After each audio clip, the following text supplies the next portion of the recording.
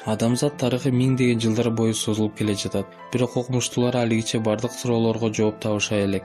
Археологиялык казуулардан кийин табылган айрым казындылар көптөгөн адистерге суроо жаратат. Ал табышмактарды чечүү үчүн көптөгөн күчтөр жумшалып, көбүнчө суроолорго жооп эмдигиче табылбай кала берет. Ансыгарындай табышмактарды чечмөлөө бул өзүнчө эле кызыктуу жумушка айланат эмеспи? Бүгүн биз силер менен табигый илим жооп таба албаган кызыктуу археологиялык казындылардын айрымдары менен таанышып өтмөкчүбүз.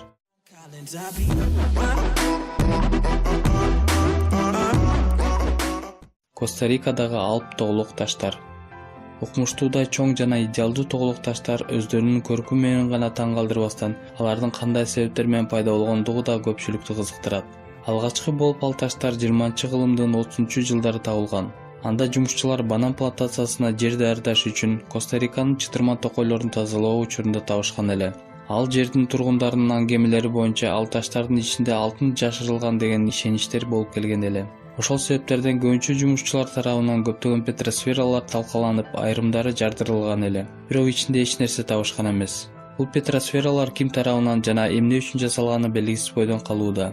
Болгону божомолдорго таянсак, бул жылдыздар жана планеталардын символу деген мисалдар дагы бар. Дагы бир божомолдор менен бул ошол жердеги уруулар ортосундагы чек аранын белгилөөсү болушу мүмкүн. Багдад батарейкасы. Электр энергиясы адамзат тарабынан ойлоп табыла электе эле, аны Месопотамия тургандары миңдеген жылдар мурун эле колдонушуп келген деген имиштер бар. 20-кылымдын 30-жылдары Багдадтын айланасында археологиялык казуулардын арасынан бир табышмактуу казынды табылып, Багдадтык батарейка деген атка конгон. Бөтөнчө анын түзүлүшү кызыктырбай койбойт. 13 см бийиктиктеги чопой идиштин оозунда дат басып калган темир түтүкчөсү орнотулган. Идиштин ичинде жезден жасалган цилиндр орнотулган. Цилиндрдин ортосуна темирден жасалган казык сымал шиш сайылган эле. Бул табындынын ички түзүлүшүнө таянып окумуштуулар электр батарейкасын биртирүү деген чечимге келишкен. Андай чечимдин дагы бир себеби, алар ошонун эле окшош макетин жасашып, кубаттуулугун өлчөгөн учурда 1 вольтко чейин электр ток чыңалуусун бере алат экени аныкталган. Дагы бир божомолдор менен бул батарейканы Месопотамия тургундары алтынды гальванизация учурунда колдонушкан. Ошондой эле мындай батарейкаларды чыгаруу технологиясы эмне себептен жоголуп кеткени алигиче түшүнүксүз бойдон калууда. Жердин башка аймактарында ушул сымал эч кандай казындылар табылган эмес. Войнич кол жазмалары. Войничтин китеби бул дүйнө жүзүндө эң эле табышмактуу жана байыркы кол жазмалардын бири болуп эсептелет. Анын автору кимге таандык экени жана ал кол жазмалар кайсы тилде жазылганы эмгиче аныкталган эмес. Китептин барактарында табышмактуу сөздөрдөн тышкары түшүнүксүз белгилер, символдор жана кызыктай болгон сүрөттөр тартылган эле. Кол жазманын өзгөчөлүгүнүн бири андагы сөздөр дүйнөдө жок уникалдуу тамгалар менен жазылган. Андай тамга системасын дүйнөдө белгилүү бир дагы эл колдонгон эмес. Бул түшүнүксүз белгилер 20-кылымдын криптографтарынын башын катырган. Ошондон бери анын маанисин эч ким чечмелей элек. Инктердин алтын жасалгалары. Түштүк Америка бөлүгүндө табылган алтындан жасалган сөлөкөттөр учуучу унааларга укмуштай түрдө окшоштугу бар. Ага ишенич кыйын болсо дагы, бирок алар кадимкидей эле учактардын түзүлүшүнө окшошуп кетет. Андай жасалгалардын мааниси жагынан кандай максат менен жасалганы жана ошондой эле эмне себеп болгону бизге белгисиз бойдон. Кээ бир изилдөөчүлөр балким куштун сөлөкөтү дешсе, ага каршы дароо эле көптөгөн далилдер чыккан. Алардын арасында жасалгалардын түзүлүшү такыр эле дал келбейт. Ошондой эле куштардын куйругу мындай тикесинен болбойт деген аныктоолор бар. 1996-жылы Алгунд Энбом жана Петер Белтинг аттуу немис авиамоделисттери практика жүзүндө ал табышмактуу жасалгалардын учуучу аппараттар болушу гипотезасын далилдеп беришкен эле. Алар ошол колумбиялык учактар же инктердин чымчыктары атка конгон жасалгалардын так өзүндөй копиясын 16 эсе чоң кылып жасашкан. Аларды асманга учуруш үчүн модельдерге кыймылдаткычтарды коюшуп, анан радио башкаруу жабдыгы менен камсыздашкан. Ошондо модельдер жеке эле асманга учушпастан, жада калса учуу убагында ар кандай жогорку пилотаждык амалдарын көрсөтө алышкан. Ошондой эле кыймылдаткычты өчүргөн убакта дагы асманда көп убакка чейин жыгылбастан калкып кала беришкен. Бул аэродинамикалык көрсөткүчтөрдүн эң жогорку сапаты болуп эсептелет эле. Генетикалык диск. Бул шумдуктуу табындынын бетинде азыркы адамдар микроскоп аркылуу гана көрө ала турган түзүлүштөр жана биологиялык процесстердин жүрүшү чагылдырылган. Андагы түшүрүлгөн сүрөттөрдө адам баласынын эмбрион түйүлдүгүнүн жаралуу жана өнүгүү учуру көрсөтүлгөндүгү ыктымал.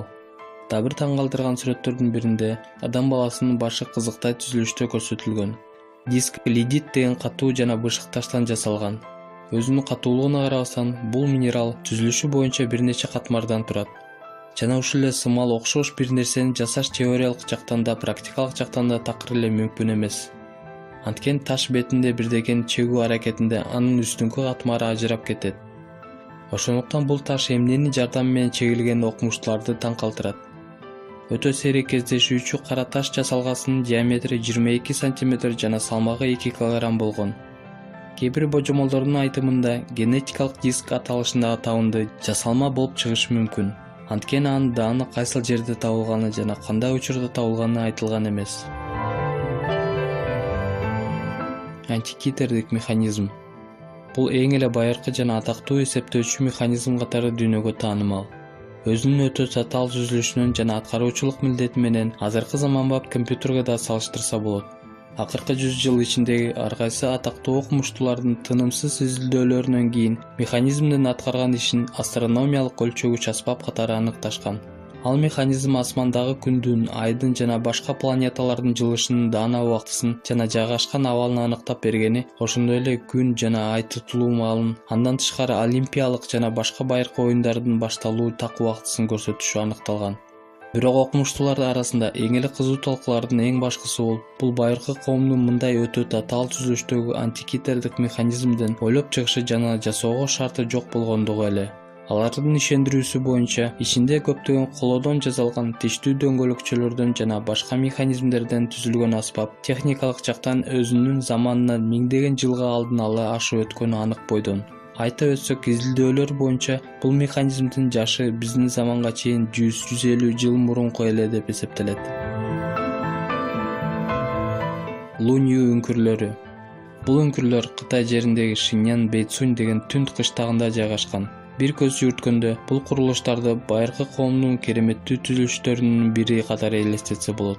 Бирок бул үңкүрлөрдүн сырларын жада калса окумуштуулар дагы эмдигиче чечмелей алыша элек. Алгачкы болуп үңкүрлөр 94-жылы гана байкалган.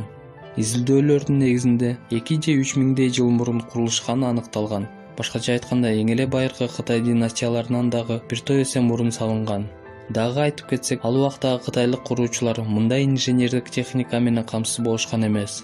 Үңкүрлөр аябагандай кенен болуп, адам колу менен жасалып чоңойтулган. Мындай зор курулушту жасаш үчүн миңдеген кытайлыктар күнү-түнү тынбай, алда канча жылдар бою иштеши керек эле. Дагы бир кыйынчылык жагы, ал убактагы жумушчулардын шам чырактары болбогондуктан, алар караңгы үңкүрдө иштешкенге туура келмек. Чындап айтканда, археологдордун окумуштуулары бул үңкүрлөрдү ким жана кантип жасаганын алигиче биле албай келишет. Анткени үңкүрлөрдүн дубалындагы кооз сүрөттөрдөн башка куруучулар тарабынан өздөрү жөнүндө эч кандай маалымат калган эмес. Римдик додекаэдрлер. Бир караганда бул жасалгалар жөнөкөй эле көзгө учураган темир оюнчук сыяктуу сезилиши мүмкүн. Бирок алар божомол менен биздин замандын 3-кылымына таандык келген. Колодон жана таштан жасалган бул буюмдардын каптал бетинде ар кандай тегерек белгилер жана оюлар чегилген. Бул жасалгалардын колдонуш себебин эмгиче эч ким аныктай элек. Эң алгачкы додекаэдр 1739-жылы Рим жеринде казылып алынган. Ошондон тартып археологдор тарабынан дагы 115 дал ушундай казындылар табылган. Кызыктуу жагы, бул буюмдарды Европанын түндүк бөлүгүндө Франция, Бельгия жана Британияда да табышкан. Ушул сымал казындылар Түштүк Чыгыш Азияда да табылган. Бирок кылдаттык изилдөөлөрдөн кийин алардын жана римдик додекаэдрлердин ортосунда эч кандай байланыш жок экени белгиленген. Табышмактуу жагы, байыркы тарыхый кагаздарда бул буюмдар жөнүндө эч кандай эскерүүлөр дагы болгон эмес. Булардын колдонулушу тууралуу көптөгөн божомолдор айтылып келет. Кээ бирөөнүн айтымында бул атайын саймалыкка жана тигүүдө керектелүүчү оокат эле. Айрымдар болсо бул эгин айдоо маалын аныктай турчу аспап деп кээп айтышат. Табышмактуу Мередит ташы.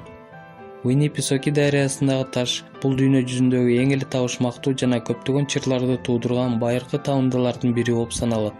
Бул таш алгачкы болуп 1872-жылы Нью-Хэмпшир штатында табылган. Башында бул артефакты байыркы америкалык индеецтердин биримдик символу сыяктуу маданий эстелиги деп божомолдор айтылып келген. Бирок 94-жылы кылдаттык изилдөөлөрдөн кийин бул таштын чоку жагында таамай оюлган тешиктин изи табылган. Кийинчерээк бул ташта дагы бир нече тешиктер табылган.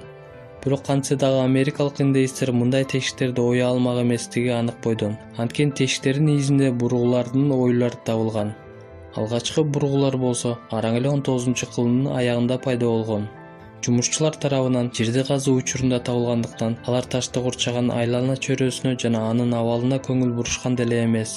Ошондой эле окумуштуулардын колуна тиерге чейин бул таш көптөгөн убакыт ичинде колдон колго өтүп жүрүп тазаланып да калган. Андыктан анын биологиялык жашын аныктоого мүмкүнчүлүк болбой калган. Ошол себептерден жана ошондой эле таштын түзүлүшүнөн анын кайсы маалда пайда болгон божомол убактысын аныктоого мүмкүнчүлүк жок. Ушул байыркы артефакттар тууралуу сиздин оюңуз кандай? Азыркы илимий көз караш боюнча ушул сыяктуу таандыларды түшүндүрүп берүү мүмкүнчүлүгү жок болуп эсептелет. Анда кандай себептер менен алар техникалык прогресстен мурда бир канчалык кылымдарга чейин пайда болушкан? Азыркы учурда жоопторго салыштырмалуу суроолор көбүрөөк жаралат.